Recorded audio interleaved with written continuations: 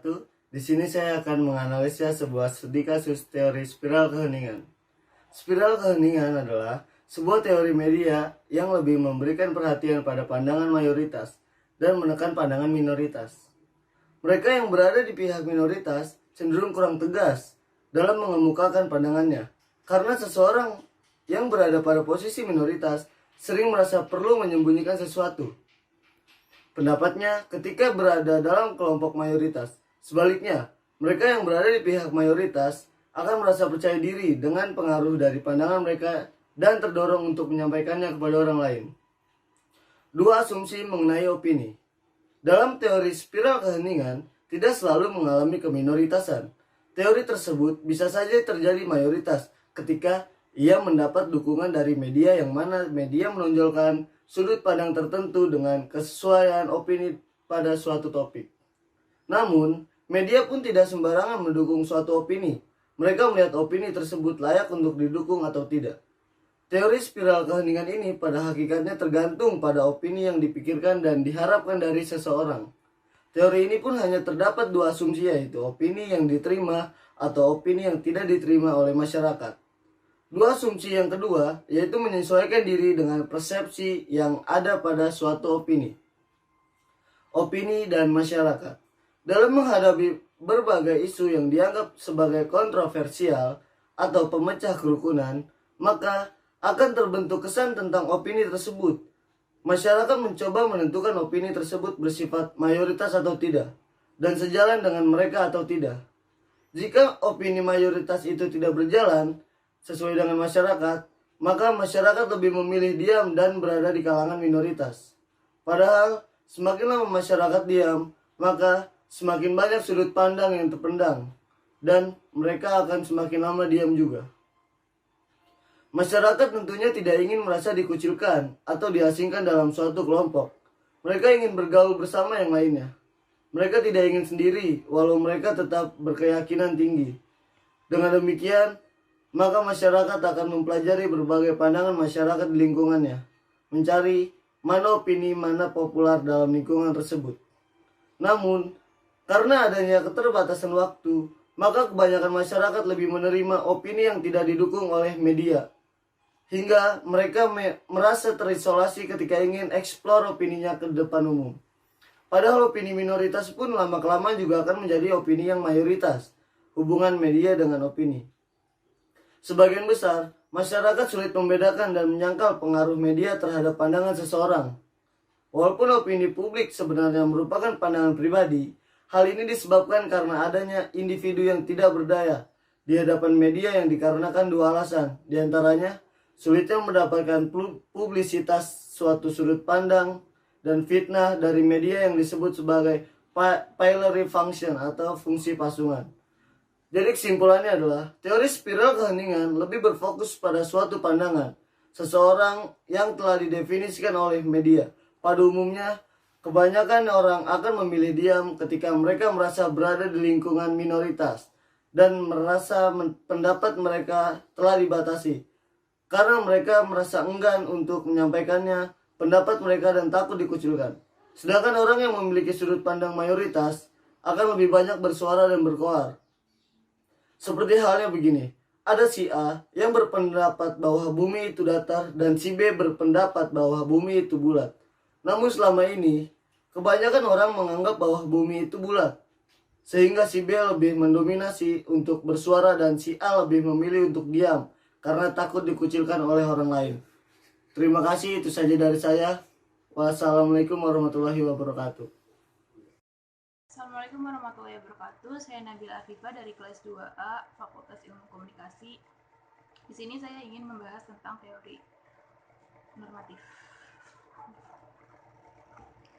Teori normatif, maka rujukannya adalah gagasan mengenai hak dan kewajiban yang mendasari hadapan yang akan muncul hal-hal baik yang dilakukan oleh media bagi masyarakat. Masalah dominannya adalah bahwa media dalam masyarakat yang bebas tidak memiliki kewajiban selain apa yang selama ini dirujuk dan yang diterima apa adanya. Maksudnya, sebagai sebuah institusi, posisi media kerap sama dengan institusi sosial yang lain. Dalam hal teori normatif, media massa memiliki gagasan pokok bagaimana media seharusnya atau setidaknya diharapkan dikelola untuk kebaikan masyarakat secara keseluruhan sebagai penyebab keberhasilan dalam komunikasi. Lalu ada konsep teori normatif dalam media massa, yaitu ada teori pers, pembangunan. Titik tolak bagi teori pembangunan yang tersendiri tentang pers ialah adanya fakta beberapa kondisi umum negara berkembang yang membatasi aplikasi teori lain atau yang mengurangi kemunculan masalahnya. Salah satu kenyataannya adalah tiadanya beberapa kondisi yang diperlukan bagi pengembangan sistem komunikasi massa, infrastruktur komunikasi, keterampilan profesional, sumber daya produksi dan budaya, audiens yang tersedia. Lalu faktor lain yang berhubungan adalah ketergantungan pada dunia telah berkembang atas hal-hal yang menyangkut produk, teknologi, keterampilan, dan budaya sebagai proses komunikasi selektif. Lalu ada teori pers demokratik partisipan. Stimulus teori ini adalah reaksi terhadap komersialisasi dan penomalian pers yang dimiliki secara pribadi dan terhadap sentralisme dan birokratisasi lembaga siaran publik yang diadakan sesuai dengan norma tanggung jawab sosial. Lalu penerapan teori normatif dalam komunikasi massa. Dalam konteks Indonesia, banyak contoh yang menggambarkan bahwa sebagai media sudah memiliki kearifan yang tanggung jawab dalam pemberitaan. Salah satunya adalah ketika terjadi konflik suku antara penduduk asli di Simbas, Kalimantan Barat dengan penduduk pendatang dari Madura, Jawa Timur. Konflik tersebut menyebabkan kebanyakan korban jiwa akibat tindakan kekerasan dan pembunuhan. Salah satu media televisi mendapatkan gambar eksklusif, yakni penduduk lokal yang membunuh musuhnya dengan cara memenggal kepala. Proses pembunuhan itu terekam dengan jelas di kamera wartawan. Gambar tersebut selanjutnya dikirim ke kantornya di Jakarta untuk segera ditayangkan. Namun, setelah melalui proses rapat redaksi, diputuskan bahwa gambar tersebut tidak akan ditayangkan meski eksklusif. Namun, penayangan gambar tersebut dianggap dapat memperuncing konflik yang terjadi. Tidak hanya itu, gambar tersebut dianggap juga bisa menimbulkan trauma bagi keluarga korban dan menimbulkan kebencian terhadap satu kelompok masyarakat. Namun harus diakui masih banyak pula media yang tidak menjalankan fungsi tanggung jawab sosialnya sebagaimana menjadi contoh komunikasi tidak efektif. Pemahaman dan perlunya kesadaran terhadap pemilik media untuk tidak terlalu mementingkan aspek ekonomi dan bisnis. Kepentingan ekonomi kerap kali menyebabkan media melanggar nilai-nilai yang berlaku di masyarakat dan bukan merupakan cara komunikasi yang baik. Oke, demikianlah penjelasan sedikit tentang teori normatif. Selebihnya mohon maaf. Wassalamualaikum warahmatullahi wabarakatuh. Assalamualaikum warahmatullahi wabarakatuh. Perkenalkan, nama saya Ahmad Farhan. Saya dari kampus BSI Ciputat, Tangerang Selatan. Saya akan menerangkan tentang teori hegemoni. Apa yang dimaksud dengan teori hegemoni? Hegemoni adalah bentuk penguasaan terhadap kelompok tertentu dengan menggunakan kepemimpinan intelektual dan moral secara konsensus. Artinya, kelompok-kelompok yang terhegemoni menyampaikan terkait nilai-nilai ideologis penguasaan. Pengertian teori hegemoni dalam komunikasi massa.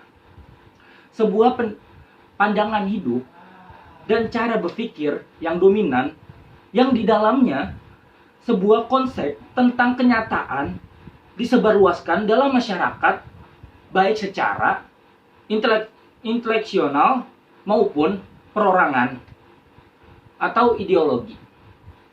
Mendiktekan seluruh cita rasa, kebiasaan, moral, prinsip-prinsip religius dan politik, serta seluruh hubungan-hubungan sosial khususnya di dalam makna intelektual dan moral.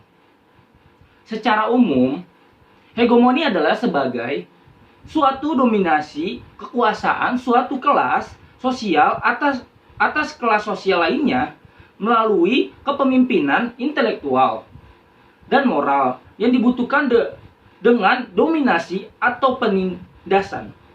Bisa juga hegemoni didefinisikan sebagai dominasi oleh suatu kelompok terhadap kelompok yang lain dengan atau tanpa ancaman, kekerasan atau kekerasan, sehingga ide-ide yang didiktekan oleh kelompok dominasi terhadap kelompok yang didominasikan, dieksekusi, diterima sebagai suatu yang wajar dan tidak mengekang pikiran. Konsep-konsep hegemoni dalam media massa. Konsep hegemoni dalam media massa. Kekerasan dan konsensus. Titik awal konsep Gramsci tentang hegemoni adalah bahwa suatu kelas dan anggota menjalankan kesuasanaan terhadap kelas-kelas di bawahnya dengan cara kekerasan dan persuasi. Dalam catatan terhadap karya Machiavelli, The Prince atau Sang Penguasa, Gramsci menggunakan kontur mitologi Yunani, yaitu setengah binatang dan setengah manusia, sebagai simbol dan perspektif ganda suatu tindakan politik, kekuatan, dan konsensus, otoritas, dan hegemoni, kekerasan, dan kesopanan. Hegemoni bukanlah hubungan dominasi dengan menggunakan kekuasaan, melainkan hubungan persetujuan dengan menggunakan kepemimpinan politik dan ideologis. Hegemoni adalah suatu organisasi konsensus. Dalam beberapa paragraf dalam karya Prison Netbooks, Gramsci menggunakan kata directions atau kepemimpinan pengarahan secara kegiatan dengan hegemoni atau hegemonis dan berlawanan dengan dominasi. Menggunakan kata hegemoni dalam pengertian Gramsci harus dibedakan dari makna asalnya dalam bahasa Yunani, yaitu penguasaan suatu bangsa terhadap bangsa lainnya. Oke. Wabillahi taufiq wal hidayah. Wassalamualaikum warahmatullahi wabarakatuh. Makasih.